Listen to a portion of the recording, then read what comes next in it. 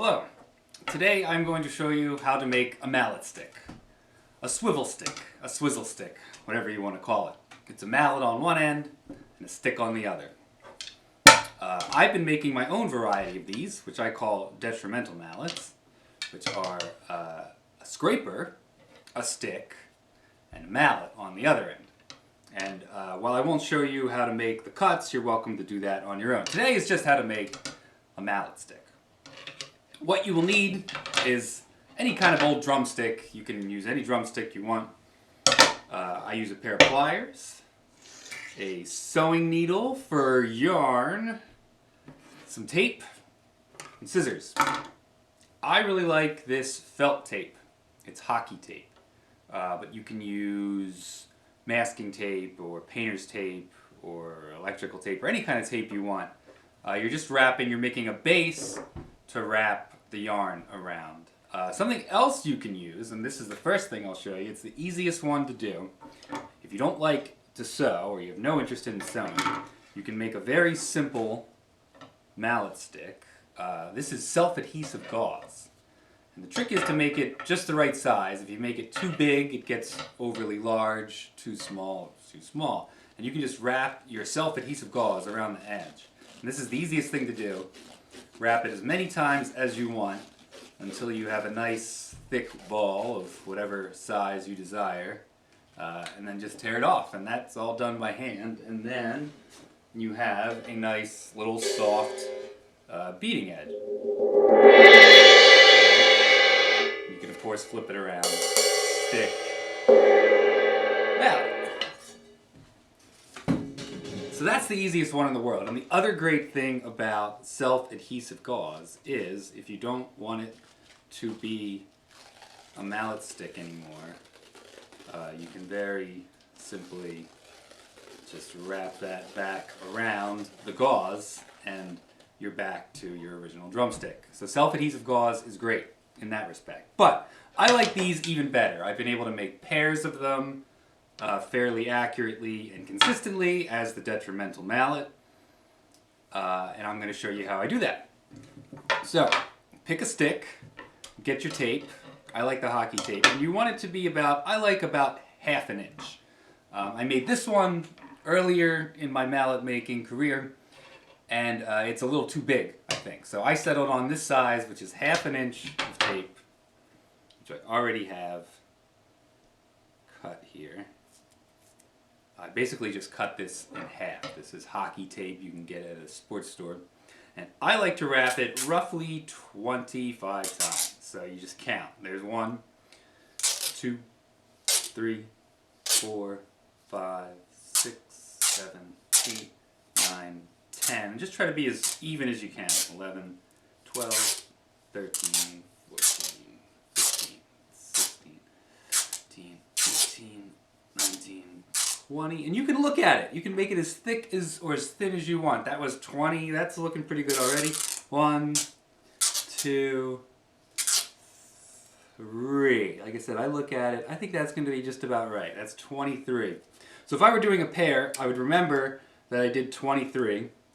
I would do exactly 23 wraps on the other stick. Okay, that's what I did here. Same amount of wraps. Once you have your tape, just the right size, I did 23 because that looks good to me. Then you get your yarn, and you simply tie it around the base, like so. Little knot down here, double knot. And then this, you can cut this, but I just usually wrap it around the bottom, and then you kind of secure it by wrapping this a few times around the bottom. And then you're going to start to wrap this as evenly as you can, like so. I'm going to leave a little space open so you can get a little, I forget what this kind of wrap is called, but it leaves a little hole at the top so you can still have some of this stick going on there. And make sure you count the number of wraps if you're doing a pair. If you're not doing a pair, just eyeball it and make it however you want it to look. But if you're doing a pair, you need to count. So I usually do between 40 and 50. Depending on how well it covers the tape and how big it gets. And then you start to count. And you're going to leave this part open. You're going to go 1, 2, 3, 4,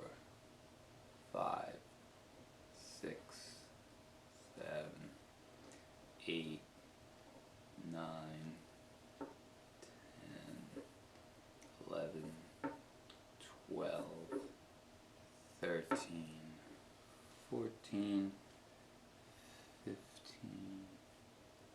16, 17, 18, 19, 20. And you really need to start to fill out all those spaces that are still green. That'll help it look better. So that was 20, 21, 22, 23, 24, 25, 26, 27, 28, 29, 30, 31, 32. So I've got almost all the green done, and you can see I'm kind of pushing up the bottom here. That helps keeps it even.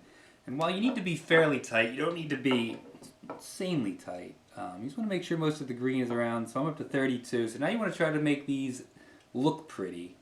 So you can try to make them as evenly spaced as possible. So there's 33, 34, 35, 36, 37, 8, 39, 40. I'm going to keep going. 41, 42, 43, 44, 45, 46, 47, 48, 49, 50.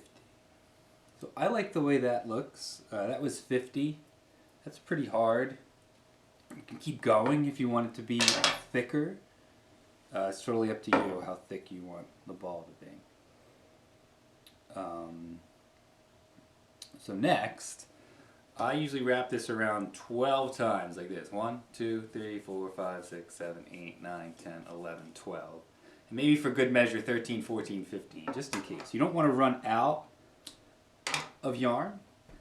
But if you have too much yarn, it gets really annoying to sew.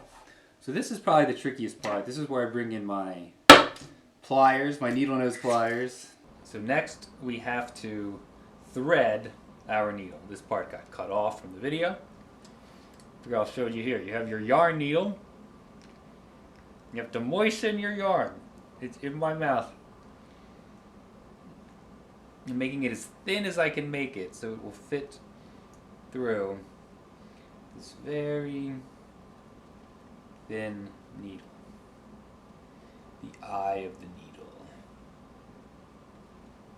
And there, let's see, did that get it? You should know if you got it. Sometimes a thread or two will not make it through.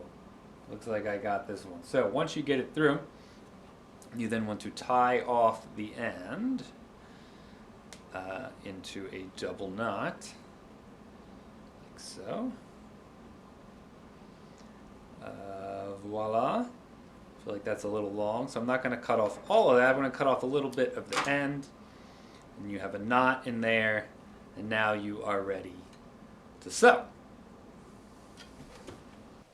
Okay, so I've threaded my needle. I'm ready to sew. You want to unravel this part, but make sure you keep a finger on your mallet top here, because you don't want to unravel that. So once you get to this point, you will see there, that is your end, and you want to go under, but not too far. You want to find a nice little spot that it can go under and then out. And then sometimes you can do this by hand, but it can be really hard to pull that through. That's where the needle nose pliers come in, and you have to hold this, pull it through, and then watch this part doesn't get tangled there.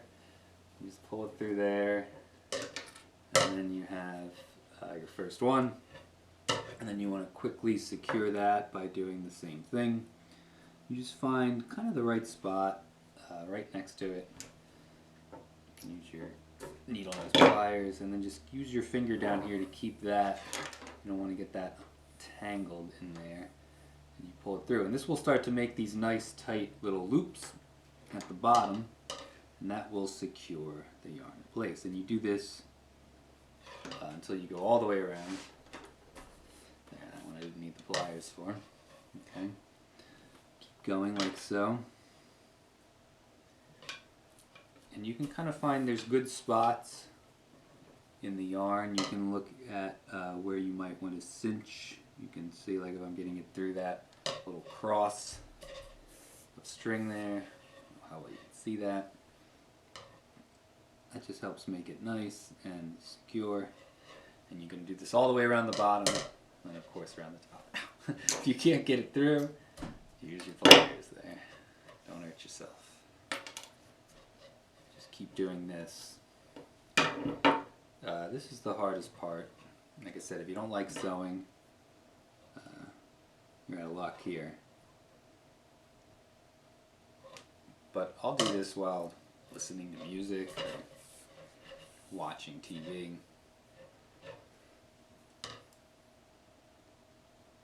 Just keep going around. Some will be easier than others. Make sure you make it tight. Don't pull it so hard that you break your yarn or anything, but just keep getting it like that. So you go under there. Don't make it go too high. Just kind of a reasonable, or too low. There's kind of a, if you just got like one piece of yarn, like that would be too low, and if you went way up here, that would be too high. But right in there, so you guys can see that. Going under the bottom and quickly out. And sometimes you need pliers. Luckily I haven't needed them. It's mostly that first one to get started. And eventually you'll see that you've come to almost the beginning. We're almost there. So this is where I learned how to make these, was on YouTube. So I thought I would make my own video, adding my own insights to help those of you who want to make your own mallets.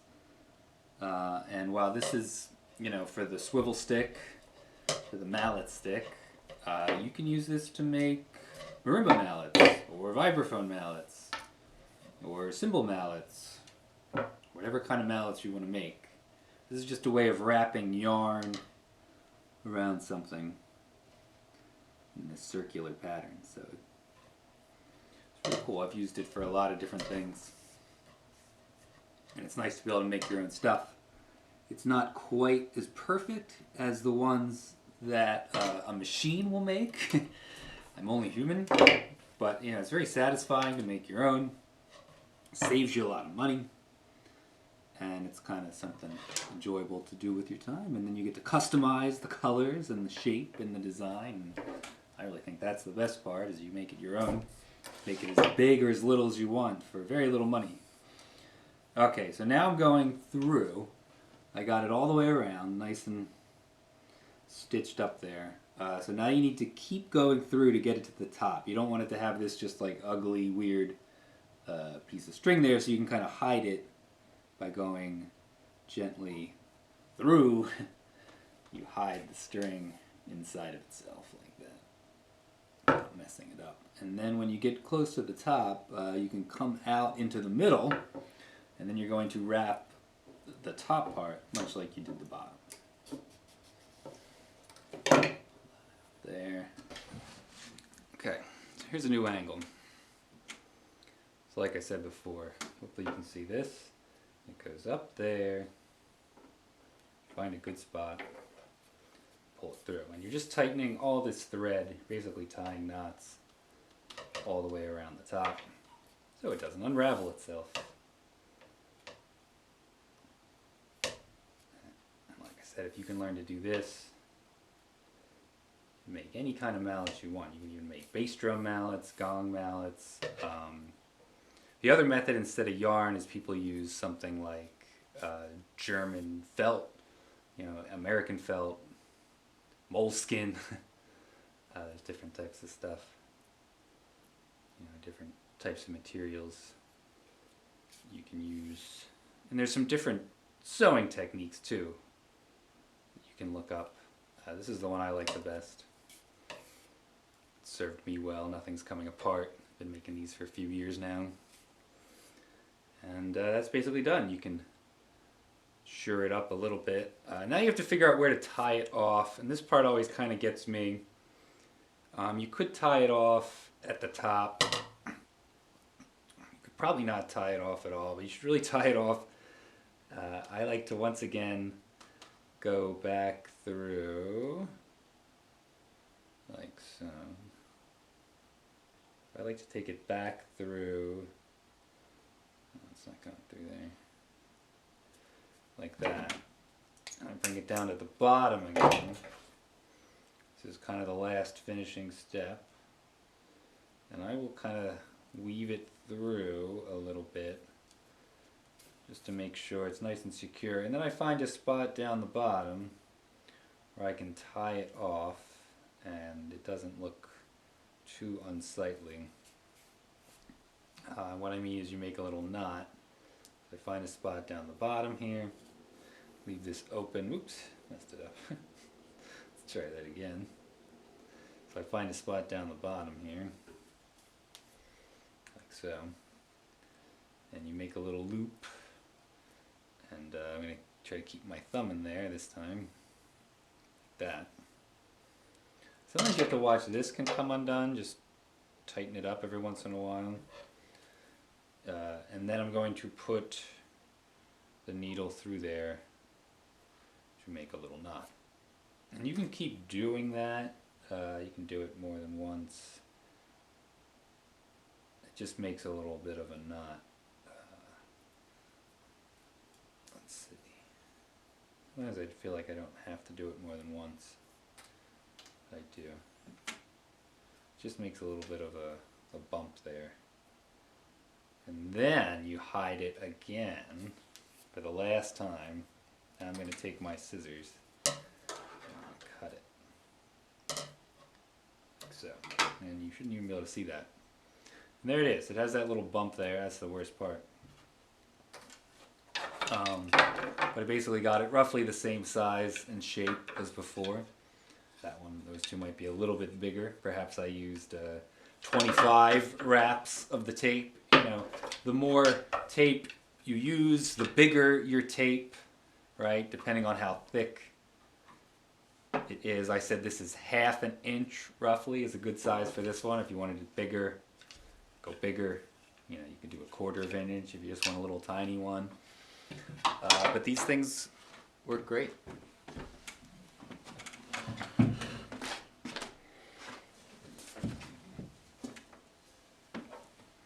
Use it as a stick.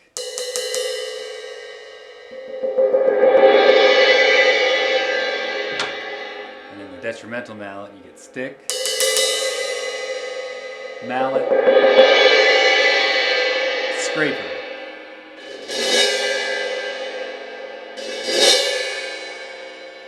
Okay. So, there you have it. Hope you enjoyed the video, and good luck making your own mallets. Let me know if you have any questions in the comments. Enjoy.